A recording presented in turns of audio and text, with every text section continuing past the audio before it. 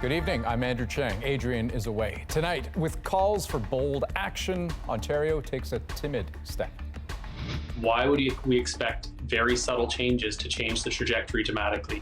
Why critics say dealing with workplaces is the missing piece. COVID does not care that the person that you're visiting is your mother or your aunt. Staff in Canadian ICUs explain what worries them most. Churches prepare for another pandemic Easter. I really liked the community of church and going there and being able to see people I know.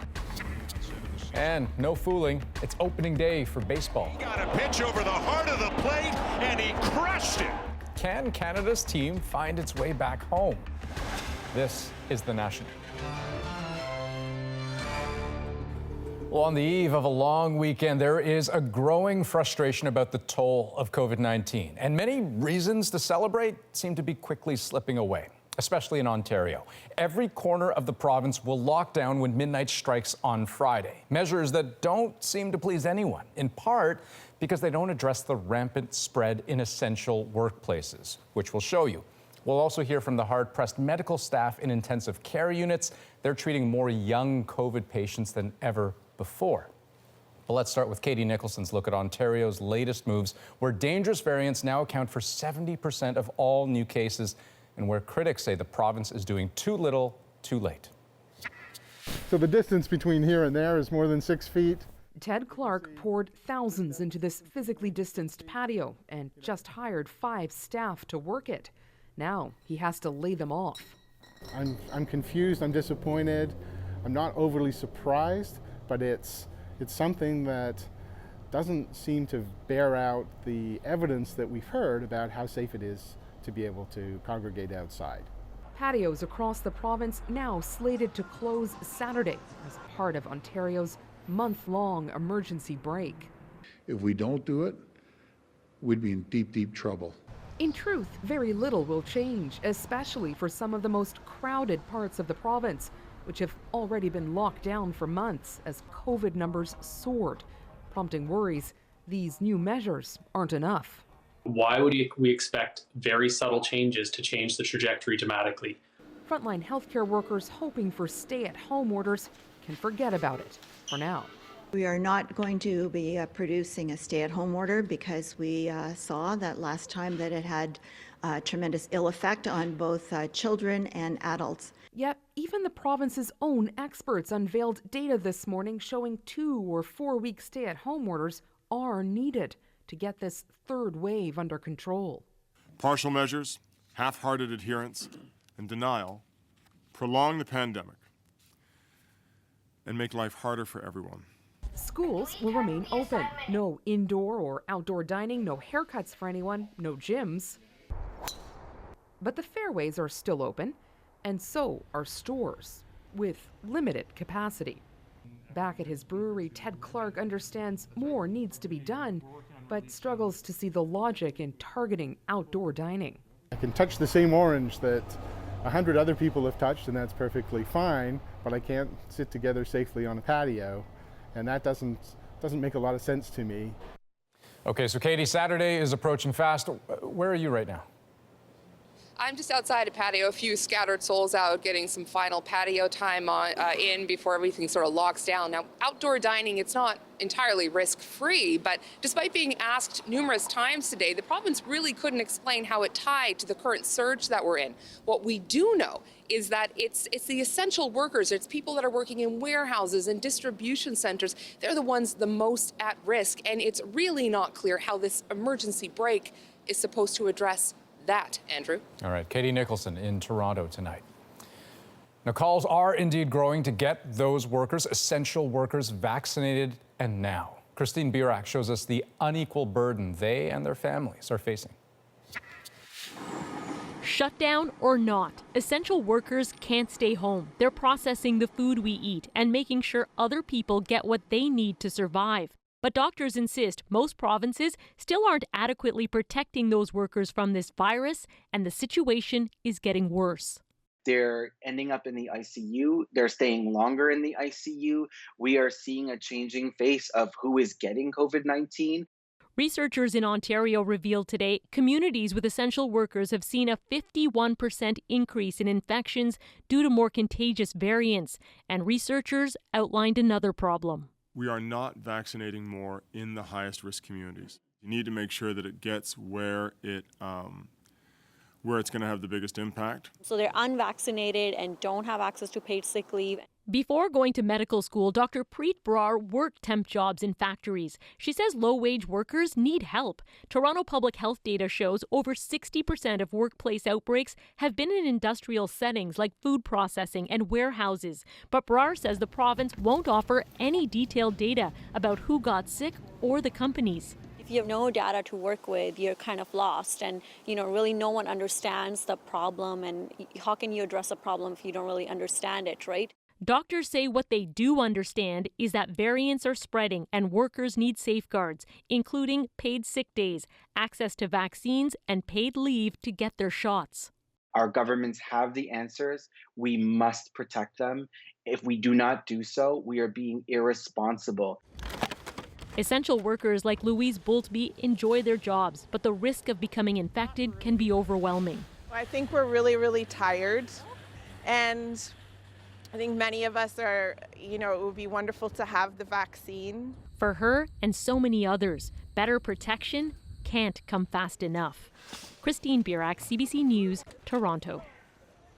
Now, those outbreaks and others are putting incredible strain on intensive care units. Across Canada, the number of COVID ICU patients jumped to 757 today. That's the highest in 2 months. Ontario alone hit 433, its highest number ever. In Alberta, the average age of an ICU patient is now just 58. And many younger than that are ending up in those wards. Rafi Boudjikanian shows us the toll on medical staff as the third wave crashes down. Last spring, this was the standard call echoing in hospitals for ICU patients. 81-year-old male from a nursing home. Now the standard has changed. The patients much younger. One of the first times I had to intubate somebody who was 22 years old in the ICU the other day. This is something we only saw in older people in the last wave. A lot of these folks are essential service workers as well. So they're working in, the Tim Hortons, they're working frontline stuff, they're teachers. These are people who weren't partying. And it's across the country. Dealing with a young person who is being told, I'm going to have to put you on a life support machine, starting to be tearful, and then, calling their mom to say essentially their goodbyes, because there's no guarantee that breathing tube will ever come out. Is really difficult to watch. In parts of Ontario, the surge has begun pushing wards to the limit. Nearing or at capacity, every day is a challenge, and trying to determine how we're going to manage the care of these patients, also taking a look at our staffing. And while the third wave has yet to crash everywhere, healthcare workers worry about the potential for dangerous socializing over the holiday weekend. COVID does not care that the person that you're visiting is your mother or your aunt or your friend. COVID understands transmission, and that's the only language that COVID speaks. A message many public health authorities still won't enforce with action. Ontario's latest restrictions leave retail and schools open, while in Alberta, where the more transmissible variants of concern are a third of all cases, there are currently no new restrictions at all. Rafi Boudjikanian, CBC News, Edmonton. And at issue, we'll be diving into the politics of restrictions coming up, what to make of the Premier's decision-making during the third wave, and whether politics is informing public health. Now, as we head into the holiday long weekend, a message from officials that we're all getting pretty used to hearing. We're only hours away from the Easter long weekend. Please follow Alberta's health restrictions and guidelines this weekend. Staying small, staying outside. We know what Thanksgiving did. We saw that. We'll never forget it. Let's all be very careful over the Easter weekend. A big picture after being flat for more than a month, Canada's curve clearly bending upwards as bigger provinces drive up the overall numbers. And that means, depending on where you live, varying restrictions on Easter church services. But as Cameron McIntosh shows us, for some, the spirit of the holy day simply can't be locked down. Shut off all our electronics. COVID restrictions have kept James and Dawn Couts and their family from church, but not their faith. Each Sunday, they've held Mass at home on their own. I still got Jesus, and I still can connect with him. I can still read my Bible. I can still pray. This Sunday, they'll finally return to church, a relief for 16-year-old Ella. I really liked the community of church and going there and being able to see people I know and just having the priest actually there in front of me. It's much more special to me. In Manitoba, churches can open to 25% capacity or 100 people, whichever is lower. After being screened, then they just make their way into the church. St. Mary's Cathedral, the seat of the Catholic Archdiocese of Winnipeg, would normally have 800 people on Good Friday. Now Mass has a waiting list. It's so much better than no one. It's so important to have community. Parishioners register online. Father Jeffrey Angeles works down the list. We've almost accommodated every family who is currently on the roster attending our liturgies in person. So we kind of hit our goal, but kind of not. Services are streamed online to others, the best they can do. Across the country, similar situations depending on restrictions. BC recently gave churches latitude to open, only to revoke it. Either way, the Anglican Diocese of BC decided Easter would remain online only. Zoom or live streaming is in some ways a great equalizer that we're much more accessible to a much broader group of people. Kelowna's St. Andrew's Anglican Church is one of many to have seen their congregation actually grow. One day we'll get to meet them in person, but it has opened up a lot of doors, which has been pretty neat. Be it the pew or the living room, one thing that's not changing. Easter is still Easter, even if it's without all those physical aspects of it. A faith rooted in resilience. Cameron McIntosh, CBC News, Winnipeg. Well, yet another twist for the AstraZeneca vaccine today. Health officials in Germany are now recommending people under 60 who have already had their first shot should not get the second one. Germany's vaccine commission says those people should instead get their second dose from a different mRNA vaccine, like Pfizer or Moderna. The recommendation comes just days after Germany joined Canada in pausing the vaccine for its younger population due to rare reports of blood clots. Well, an update to our story last night about an allegation of sexual abuse in Canada's armed forces. Today, Public Safety Minister Bill Blair said the government is deeply concerned. We take these allegations very seriously, and we also commend those women who've had the courage to come forward. Vice Admiral Hayden Edmondson is on indefinite leave. That happened after CBC News told the Defense Department it was running a story about a woman accusing him of sexually assaulting her in 1991. Both she and Edmondson were serving aboard the Navy's supply ship, HMCS Provider, at the time.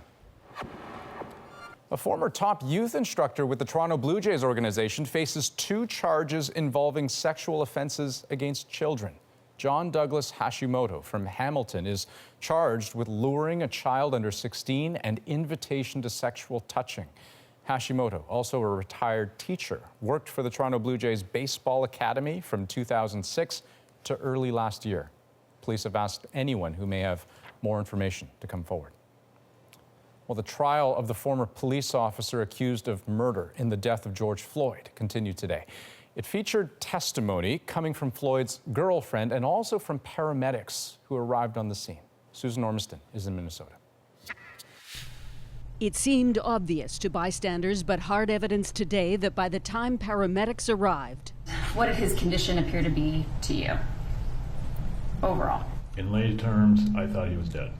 But Derek Chauvin didn't mention that or much else when his supervisor called him on the scene. Yeah, I was just going to call you and have you come out to our scene here. Not really, but we just had to hold the guy down. He was going crazy. No mention he used a knee hold or that Floyd was dead. When Mr. Floyd was no longer offering up any resistance to the officers, they could have ended the restraint. Emotional testimony too this morning. Floyd has this great, deep Southern voice, raspy. He's like, sis, you okay, sis? From his girlfriend, Courtney Ross, who met George Floyd in 2017. This kind person just to come up to me and say, can I pray with you? When I felt alone in this lobby, it was so sweet. For much of 3 years, they were a couple, but both struggled. Floyd and I both suffered with an opioid addiction. Starting with prescription painkillers, but leading to stronger drugs. Last March, Floyd was hospitalized. You later learned that that was due to an overdose? Yes. Chauvin's defense team will argue that Floyd died from his drug use and other health complications, that on May 25th, he was with a known drug dealer. But prosecutors will continue to press that George Floyd died of excessive force, nothing else. Susan Ormiston, CBC News, Minneapolis. In the United States, police say a tragic shooting that left 4 people dead, including a 9-year-old boy, was not a random act of violence. It appears all of the adults were connected either by business or a personal relationship. The shooting happened at an office complex in Orange, California, Wednesday evening. When they got there, police exchanged fire with the 44-year-old gunman, who was wounded and taken to hospital. Officials say the child was found in the building's courtyard and appears to have died in his mother's arms. Well, 2 months after a military coup in Myanmar that sparked a fierce protest movement, both sides are digging in. Hundreds have been killed, but as Renee Filipponi explains, there is a very real fear things could still get much worse. It's been 2 months of scenes like this. Daily protests met with violence by security forces, and the military coup gets more deadly by the week. Over 500 people have been killed, dozens of them children. No one feels safe day or night, whether you're out protesting against a coup or whether you're simply hiding at home. The military declared a 1-month ceasefire, but it's unclear what it will change, because it also says it will continue to respond to protesters.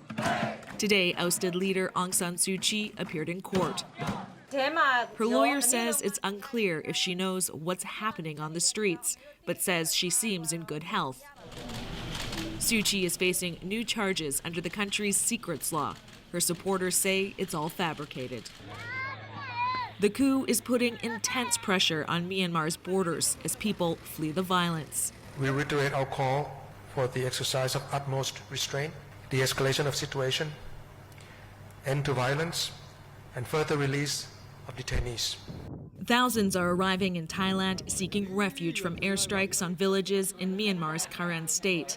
And there are now concerns protesters are turning to armed ethnic groups across the country. This could be a real bloodbath. This could be a civil war. Canada's ambassador to the UN says there are not a lot of signs the military is ready to step back. As we've seen in other tragic situations, Syria, Venezuela is another example, where you go very quickly from being a functioning state with a functioning economy to being a non-functioning state, effectively a failed state. In an act of defiance, copies of the military-drafted constitution are burned in Yangon. A message from the protesters, they aren't ready to step back either. Renee Filipponi, CBC News, London. Well, a sure sign of spring. The Toronto Blue Jays started their season with a bang today. Fastball, and he got him. And the Blue Jays win on opening day in the Bronx. But will Canada's team play here anytime soon? It's next. A significant new wave. Plus, premiers and the pandemic. Is politics factoring into shutdown decision-making during the third wave? At Issue weighs in. And at $8 a dozen, are organic eggs actually better for you? We put them to the test. We're back in 2.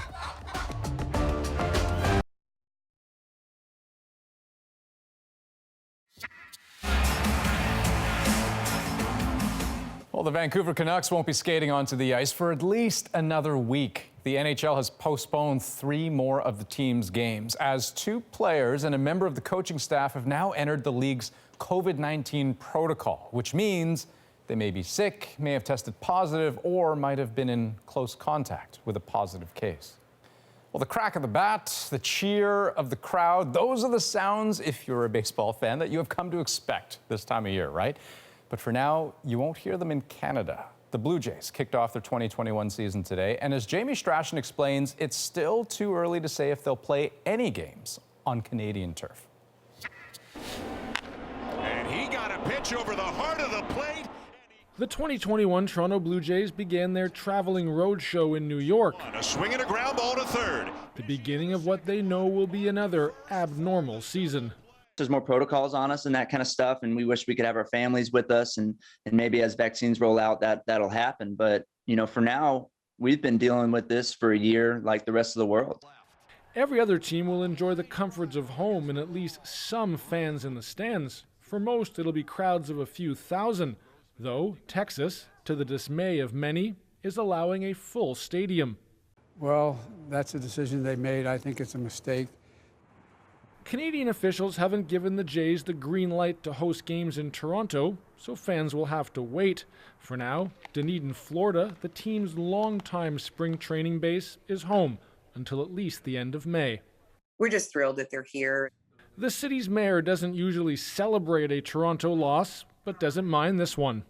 They're our largest business partner. When you have a business partner like that you, again, have a relationship with for 44 years, you know, they really find a place in your heart for them.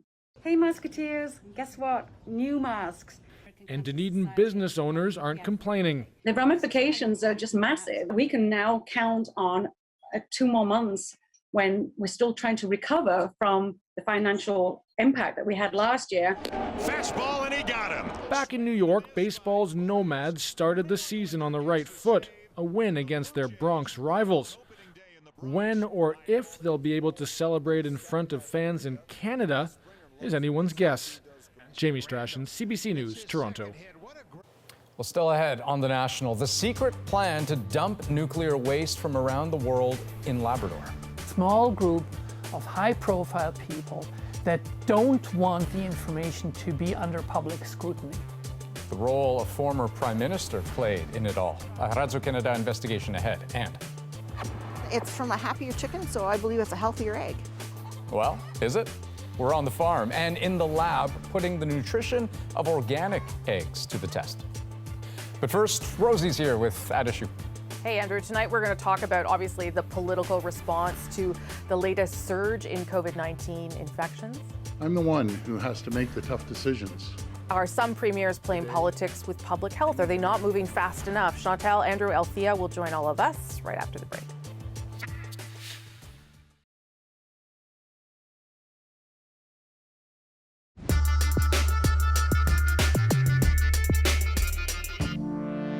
Doctors and public health officials have been sounding the alarm about a third wave of COVID-19 in several provinces and calling for immediate political action, forcing some premiers to respond this week. I'm the one who has to make the tough decisions. Today, I need to make one of those tough decisions. Ontario will pull the emergency brake for the entire province. We must act quickly. This is why I'm announcing that Quebec, Lévis, and Gatineau will be on pause for 10 days until April 12. But not all agree with more restrictions, at least not right now. Compliance with the measures matters far, far more than the stringency of them. So have provinces waited too long to shut things down? How does this political response to this surge, the third wave, compare to the last two? It's Thursday. I'm here with At Issue, Chantal Hébert, Andrew Coyne, and Althea Raj. Good to see you all. Sort of bleak that we're back here talking about something that we've talked about many times before, but we are. And so let's start there, Andrew. Why are we here again at a time when, you know, politically and from a public health perspective, we should probably know better? Well, I think the first thing to note, and it's not to excuse anybody, but it is context, is things are tough all over. Famously well-run places like Germany, where their test and tracing program was legendary, are now grappling with another breakout as well. So it's a complicated problem, first off. We don't have all the answers, and data is very patchy, et cetera. That being said, we also know that we had success after the first and second waves when we put the hammer down, when we brought in, I'm talking about Ontario, but I'm sure the experience can be generalized, when we brought in tough lockdowns. And what happened in both cases, particularly in the second one, was once they got the virus down, they let it back up off the floor. They relaxed the controls too soon. And we're too late now to put them back on. Now, I understand the pressures they're under. I mean, before this decision was made in Ontario, I understand the meeting of the cabinet went till midnight. So there are political pressures. There are businesses and industries coming to them saying, you can't do this to us.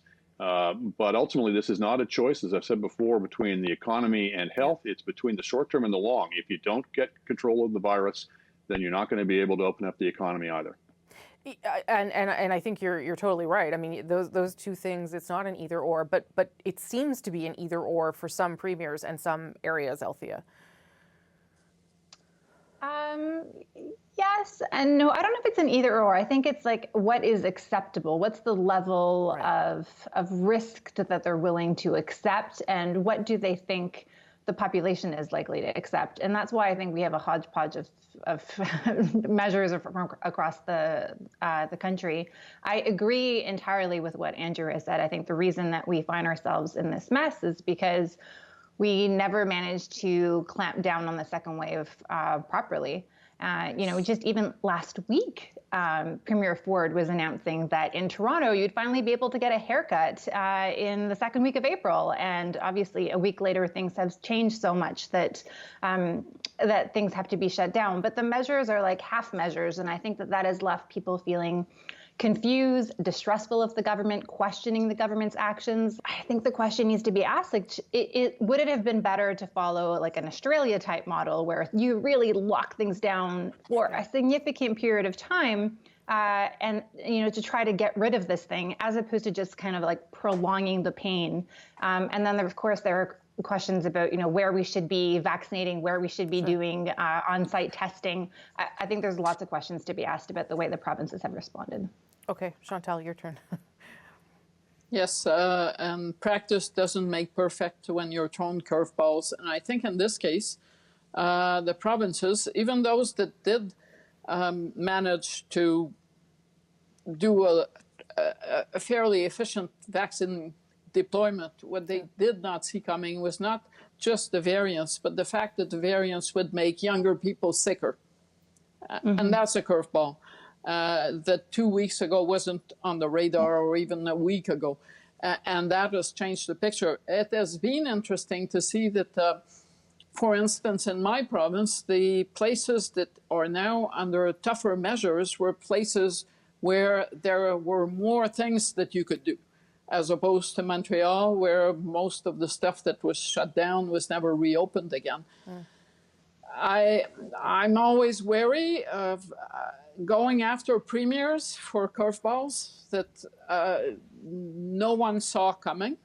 And I don't think that we should get into the debate over who gets vaccinated and who doesn't. But I will note that even as cases are rising in Quebec, where the choice was, as in many other places, to start with older people, there are no new cases and no new waves of cases in long-term care homes. Right. So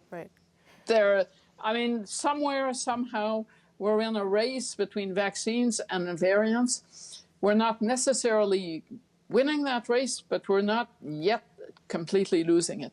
Yeah, yeah, go ahead, Andrew, yeah. I was just going to say, there's so many moving parts, including, human beings. So take the vaccination, for example. I've been seeing pictures of, giant mass vaccination centers that are basically empty. Is that the fault of the organizers of them? No, it turns out that people are kind of skittish about going to these large centers, and they prefer going to places like pharmacies that are more human scale. That's something you probably, can't be sure of and can't predict until you try it. I mean, I think it's fair that to say that this third wave is different than the first two, right, for all the reasons that Chantal laid out there. But I do wonder around, and again, we've talked about this time and again before, but the communication around where things are at and some of the things that Althea suggested there around the mixed messaging about what you're allowed to do and why it applies to some and not others. I mean, is that not something, maybe you can start on that, Andrew, is that not something that we should be better at this stage? Well, it's easy to say yes. Again, I think if you think about some of the pressures they're under, where some people are saying you're doing too much and some people are saying you're doing too little. Now, obviously, it's your job as a government to find that right balance. But I think you see in some of the kind of performative things that they've been doing that they're trying to show how tough they're being, even as they're perhaps not being tough enough in other areas. So I'm not aware of a great deal of cases that have come out of outdoor patios. And yet I think they probably felt if we're saying we're shutting down and we're leaving outdoor patios out, we're going to take stick from the media. So part of the messaging, I think, is the confusion, the messaging is the pressures they're under because, as I say, there are people shooting at them from both sides on this one. Yeah, and maybe go ahead, Chantal, yeah. And if I can add, I'm not totally sure, and I know that I'm taking a shot at ourselves, that the army of armchair critics who come out whenever there's an announcement is terribly helpful. Yeah, I mean, you're probably right, and I mean the complexity of what they're dealing with, I don't think should be understated, Althea. But it is also not a complexity that is new to them, I guess is where I'm at with this, and that's why I question where the decision making is and why it is still so difficult to have that push and pull between them, Althea. I'm not sure that it's not new to them because I'm shocked, and I will say, like, none of us obviously are like medical experts, but listening to the medical experts, like just last week, the chief medical officer in Quebec was saying like, oh, like the data suggests that we don't have anything to worry about at this point. And, you know, a few days later, actually, we do need to worry about, at least in some parts of the province, they really did need to worry. I think generally speaking, the provinces actually have done a good job. Even today in Ontario, in Alberta this evening with Jason Kenney, of laying out why the government is taking the action that it is taking by laying out the data, by explaining what the case counts look like, what the ICU numbers are, why the government is being pushed to take more stringent measures. I think that is helpful. I think where it's where the things are disconnected in people's minds are when the science seems to suggest you should be taking action that is a lot stronger than the action that the government actually takes. Chantal. Yes, but political leaders have to balance a lot of interests. Science maybe at some points would have suggested that no kid should be in school in person. But there are a lot of other factors that make it possibly a better thing to take the risk to have the kids in school in person. So to sit in the premier's or the prime minister's chair is to have to balance a whole lot of issues. It's easy enough to say we're going to send everybody home, and if you're a medical expert, your best advice would probably be put everyone in a bubble and everything will be fine, except we're all going to go crazy. Yeah. Okay, good conversation. And the economy will tank. Yeah, also that. Okay. Or not. Thank you all, appreciate it. Before we go, be sure to subscribe to At Issue, the podcast, for extra content. This week, we're going to be looking ahead to the upcoming federal budget, the first in 2 years. Look for it on any major podcast app, our website, cbcnews.ca/The National. Okay, and Rosie, what are you working on for this Sunday's Rosemary Barton Live?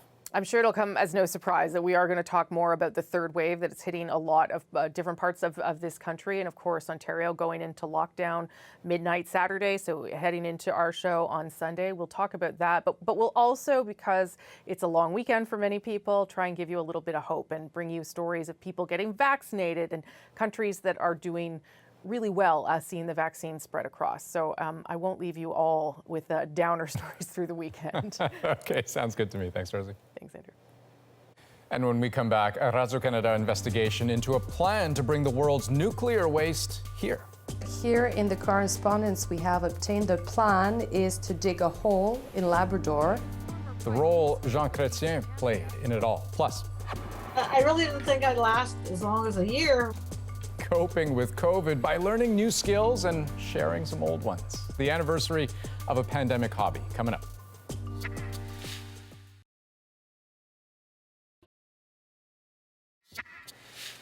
Welcome back. Our colleagues at Radio-Canada's investigative program Enquête have discovered a secret draft plan to quietly bury foreign nuclear waste in Canada.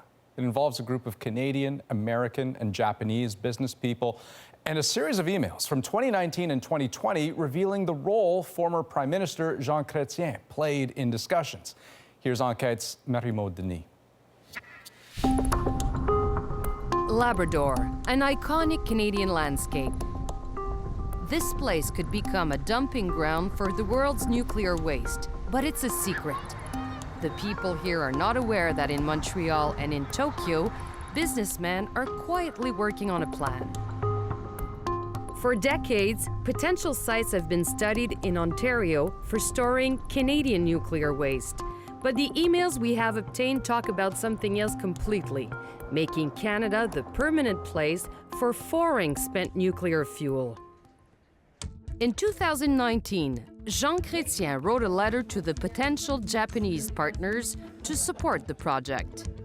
I have always thought that it is only proper that Canada should ultimately become the steward and guarantor of the safe storage of spent nuclear fuel. He signs as the former Prime Minister of Canada, but he's acting as a lawyer for the promoters of the project, clients of his law firm, Dentons. Just a few weeks later, Chrétien receives a response from a politically connected Japanese PR firm executive who cautions the former Prime Minister. Utmost care needs to be taken to keep the information from leaking. We're actually dealing with a conspiracy of a small group of high-profile people that don't want the information to be under public scrutiny. That should be dealt with on diplomatic levels, on environmental protection levels. Jean Chrétien's involvement could be crucial to the project. That seems to be the thinking of another lawyer at Dentons who wrote an email to the promoter of the project 9 days after the last federal election. Good news, Liberals back. Better news, Jean has now been appointed by Justin Trudeau as his trusted advisor. In essence, Jean will be privy to all major policy decisions going forward. When we told Jean Chrétien we had the emails and the letter he signed, he decided to sit down with us. Mr. Chrétien, what do you know of this project? And why did you engage your respectability, credibility? No, I'm a lawyer. The firm Dentons has the case, and they do legal work for this group who wants to promote the project. The former Prime Minister believes Canada has a responsibility to take the world's nuclear waste. But here in the correspondence we have obtained, the plan is to dig a hole in Labrador to put foreign spent nuclear fuel. We sold uranium. We did. So we have a responsibility. We made money selling uranium. So we should help, to solve the problem that the countries who bought our uranium are facing with that. Regarding special access to the current Prime Minister to promote this project, Chrétien says it's not the case. I just want to know if it's true that you're a trusted advisor for Justin Trudeau. No, I am a former leader of the party, but Mr. Trudeau is the head of the government, and I'm not his trusted advisor. So it's not true? No, it's not true. I've met him 3 times in his office, and I've met him only at social occasion in the town a few times. So you don't open doors? No. So... I can open the door for you to get you out.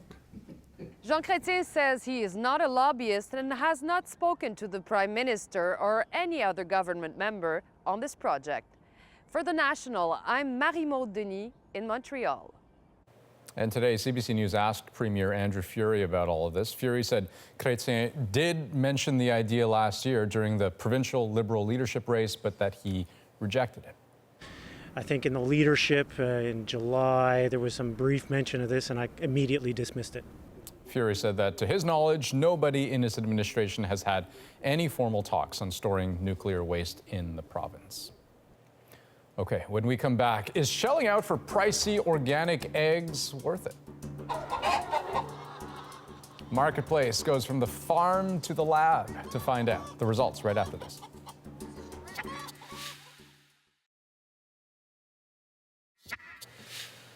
Welcome back. So we all know buying organic can be a pretty pricey decision, but what's not always clear is why exactly you're paying more. Well, this week, Marketplace is looking into organic eggs, which turns out are not all created equal. Charles Liagro looked at why some are packing a more nutritious punch than others. I didn't realize every chicken will lay an egg every morning. Yeah. Beth Simpson is giving us a glimpse into organic egg farming. At 5 a.m., she begins collecting eggs from her 500 chickens. There is no chemicals in the feed whatsoever. They are living a happy life because they are able to range around and get it when they want and what they want. There's a jumbo. The eggs collected from the Simpson farm are sorted and then sold on store shelves for about $8 a dozen, some of the most expensive eggs on the market. Marketplace tested dozens of organic eggs from big-name brands that cost about $6 a dozen and compared them to eggs from small organic farms, including Beth's. The small farm eggs Marketplace tested had a lot more vitamins D and E, and even slightly more protein than the big brand organics. This is heavy. In Canada, organic farms can have up to 10,000 hens per flock. All organic eggs must come from chickens fed on organic feed, and the chickens must have access to the outdoors. But Beth believes access to the outdoors and actually getting outside, like her chickens do, are two different things. Just like humans, they need to have proper nutrition, proper space. They need to go outside and get the sun. They need to be able to run and feel happy and free. In emails, the Egg Farmers of Canada told Marketplace it believes ingredients in feed have the most significant influence on the nutritional composition of the egg. Poultry nutritionists said differences in nutrition are based on feed and sometimes the age of the flock and the breed of the chicken. Still, Simpson believes her organic farming methods are proof small things can make a big difference. It's from a happier chicken, so I believe it's a healthier egg. She hopes consumers will continue to pay a premium for that. Charles Liagro, CBC News, Holstein, Ontario. And for the full results of Marketplace's egg testing, tune in tomorrow. They're going to put different types of eggs to the test to see if the most expensive ones are really more nutritious. That's Friday on CBC television at 8 p.m. Eastern, 8:30 in Newfoundland, and on CBC Gem. Okay, next on The National. No venue, no problem. But I still hear your voice call my name. The pandemic prompted this Ontario country singer to find a new way to get her music to the masses. Our moment is next, but first. Proof today that some people will pay for food on a plane, no need for takeoff. In Tokyo, All Nippon Airways is offering dining service on one of its grounded jets. The menu, get this, includes caviar, Wagyu beef, and champagne. Ticket prices range between $300 and $700. A mix of airline creativity and lots of money out there, apparently, for discretionary spending.